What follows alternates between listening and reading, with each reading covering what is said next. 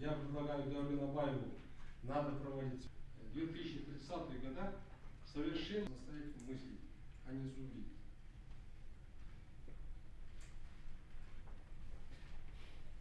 Этика мәселесі айтылды ғой, аппарат басшылар тағы да қараңыздар. Онсыз да онша емес, дотациямыз.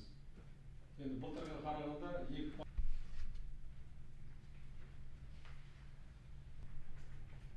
түсінікті ме? Мақтарал сырағашқа мерзімі соған байланысты аппарат басшысы жоспарларыңызды біз республикаға беріп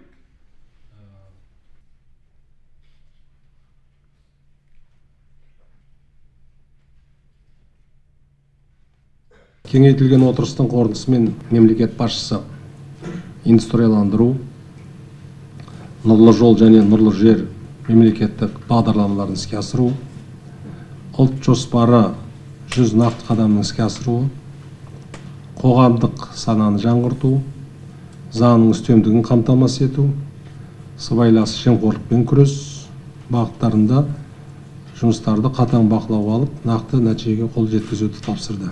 Әкімдермен болған жиналыста ең басты мәселе есебінде бағалардың тұрақтандыруы, халықтың әл-ауқаты осыған байланысты өте мұқият болу қажеттігін айтты.